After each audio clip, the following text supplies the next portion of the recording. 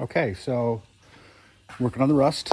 I have already, I wasn't starting to start building until it was a little too late. So I had a bunch of rust in the floor. I've cut it out and I've cut around it quite a bit. So the rust was actually right in here.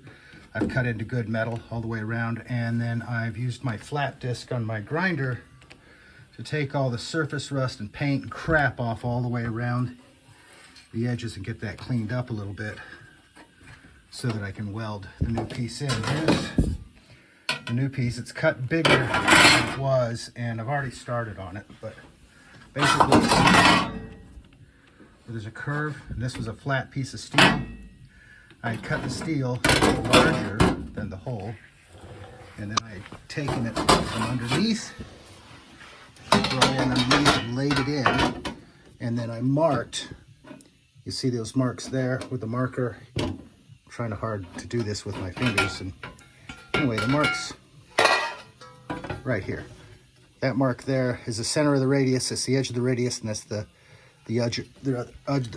other edge of the radius of this curve. So I took a piece of steel, held it up. Again, the steel is bigger than the hole. I'll cut it down later after I've formed it. So I marked the radius, and I've gotten pretty good. And then I took it out and just carried it over here to my trusty vise anvil. And then I just kind of laid it here. And used some body hammer to kind of tap it and form along that radius to get it to fit. And I'll continue to do this until I've got it fitting in there perfect. And it's very hard to demonstrate this and hold this phone to record at the same time because I don't have any fancy equipment. But that's what we're gonna do once I get it correct so that it fits perfectly.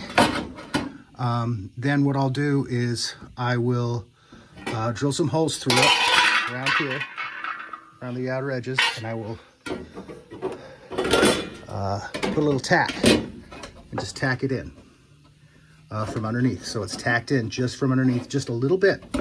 And then what I can do is I can cut and bump along those edges, tap the piece in to get it to fit, butt weld the edge, come around and kind of slowly work my way around that. And I'll try and come back and demonstrate that once I get it tacked. So this is part one of repairing the rusty driver's floor pan in Spanky's Speed Shop. So stick around.